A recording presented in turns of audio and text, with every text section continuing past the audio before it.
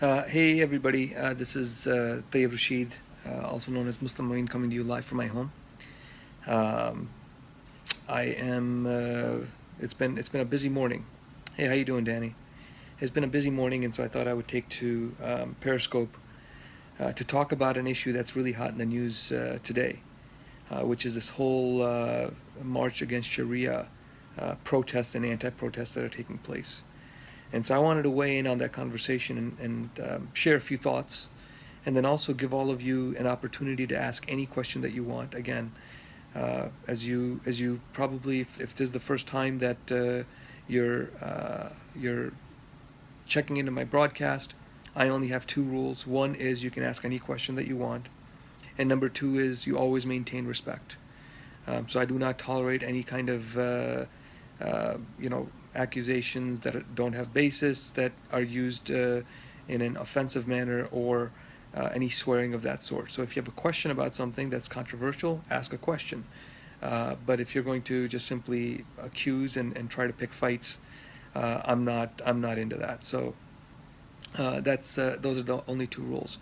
So first, let me just start with saying that this march against Sharia is a solution to a non-existent problem. And the reason why I say that is because, according to the Islamic Sharia itself, uh, law of the land supersedes the law of the Holy Quran. So meaning that if there is a law in the Holy Quran, or a commandment in the Holy Quran, that is contrary to what the law of the land is, then um, I'm divided. Should I countermatch against this march or ignore it? I mean, do whatever feels right to you. But I think it's important for you to have a good understanding of what Sharia is and what Sharia isn't. So, according to Islam, first of all, Sharia is literally translates to path to life-giving water. It is the code of conduct that Muslims live by, that is subject to interpretation, that is contextual, meaning that depending on the situation, the outcomes are different. And it's something that cannot be imposed. It absolutely cannot be imposed on anyone. It can't even be imposed on Muslims, let alone non-Muslims. So it's a very vast topic that, I mean, takes update on the podcast, brother. I haven't heard anything. Isn't the march awareness like the '80s? Just say no. Who are the Kurds? I don't know who the Kurds are, but I'm gonna take everyone's questions for a second. So let me just get this out, and I'll open it up for questions. So just hold on, just one moment, okay? So like I said, that Sharia itself is the Islamic code of conduct. It is open to interpretation. In it itself, the Holy Quran declares that there's no compulsion in religion. So even among Muslims, you can't impose Sharia on someone who does not want to follow it. A religious matter is something between the person and God, and the Islam and the Holy Quran that I follow is an Islam that was taught by Prophet Muhammad, peace and blessings of God be upon him, which separates religious law from secular law, meaning that in your private life you follow the religious law, but in your secular life you must follow the law of the land. And so in the US, those people who are afraid of the Sharia, they're afraid of a problem that simply doesn't exist. And yes, there are some extremist Muslim groups that, or so-called Muslim groups, who advocate to have Sharia, their twisted, perverted interpretation of Sharia, to be imposed as secular law. Uh, you know, but that again contradicts the actual teaching of the Holy Quran itself. I had I took the opportunity this morning to call into a radio show, an ultra conservative radio show down in Texas, and the conversation was not a fruitful one, because these people who are marching against Sharia, they have a very bigoted and twisted understanding of what what the Islamic Sharia actually is. Their understanding is no different than the understanding that terrorist groups like ISIS, like Al Qaeda, like Taliban, those groups have.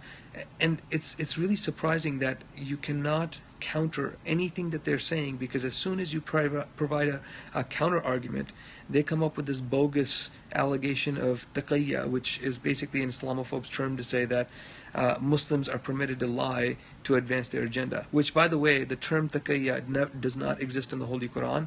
I'm 40 years old. The first time I heard this term was when I was 27, and it was from an Islamophobe who accused me of doing this. And I'm just like, I'm like, I have no idea what you're talking about.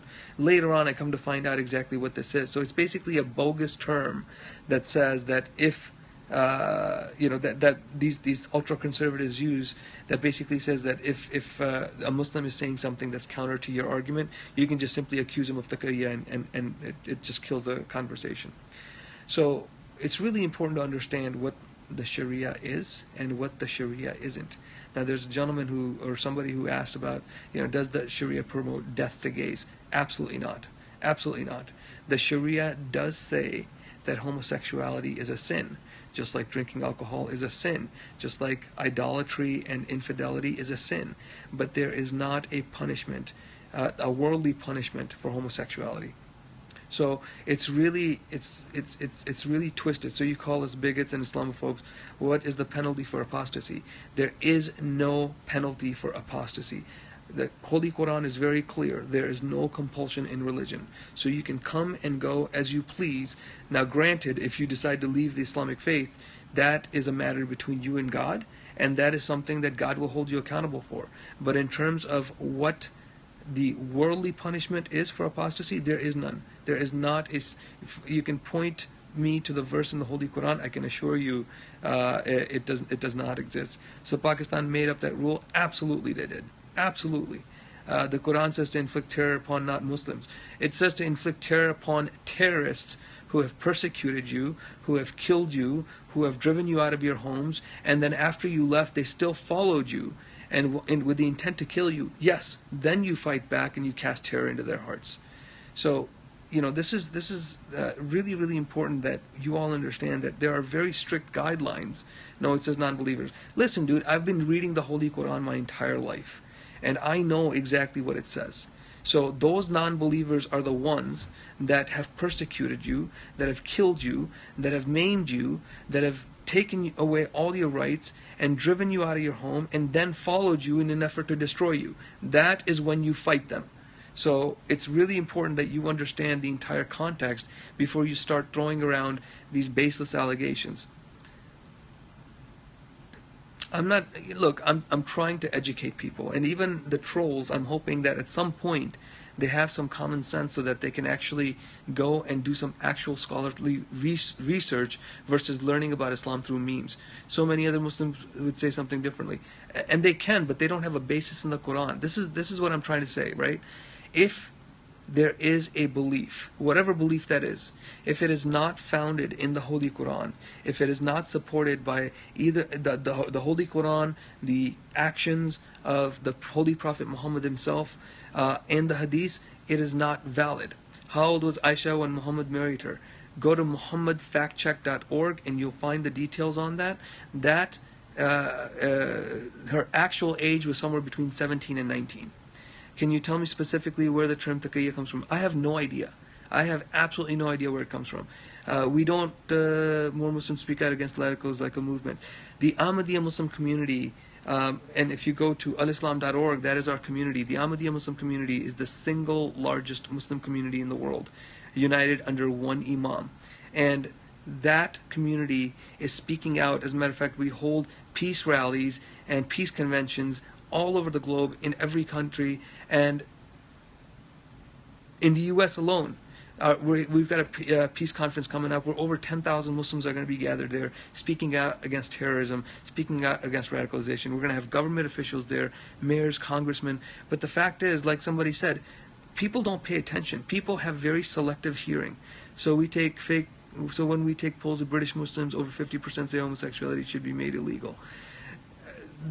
Again, it's really important to understand what the Holy Quran says. That's good, because I think Muslim leaders need louder voice when condemning terror. And we do. And that's exactly what I'm saying. When it comes to terrorism, there is a very narrow view of what terrorism is. So why do you think Saudis promote and export Wahhabism? That's a great question. That's a question for Saudis. I have no idea. their interpretation, their extremist interpretation, is the root of terrorism. Okay, you will never see me defend Saudi Arabia or Pakistan's draconian blasphemy laws or any of that nonsense. That stuff that they have implemented into law is in spite of the Islamic teaching, not because of it. Then go and fight against Muslims trying to take over the Philippines.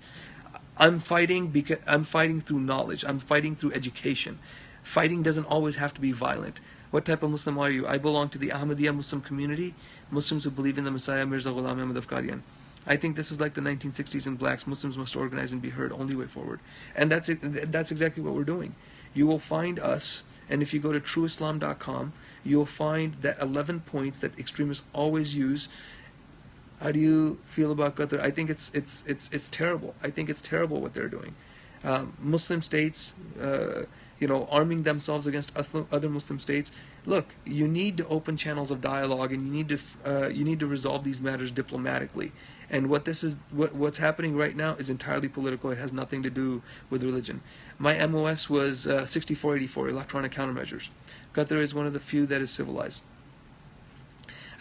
I've never been to Qatar. I've been to Saudi Arabia, but I've never been to Qatar. There's a big difference between arming and cutting diplomatic relations. Well, we just sold $350 billion worth of arms to Saudi Arabia, and I assure you that Saudi Arabia has every intention to use that against its neighbors. Are you going to speak out regarding education of the radicals? That's exactly what I'm doing here. 0311, Urra, grunt, nice. I'm embarrassed that we in the UK sell arms to Saudi. This is, again, sales. This is how Western governments are promoting terrorism.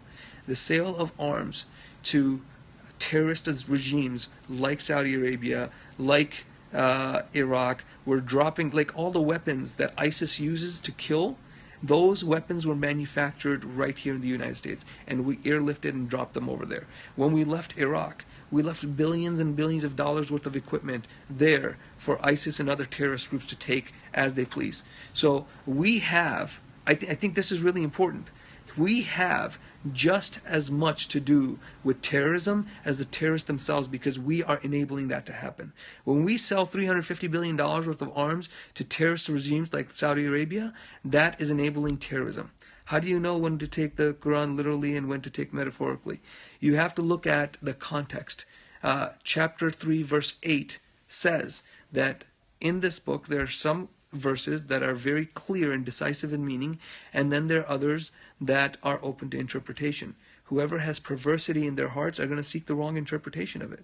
So I think it's really important. One thing you need to understand is that the Quran does not contradict itself.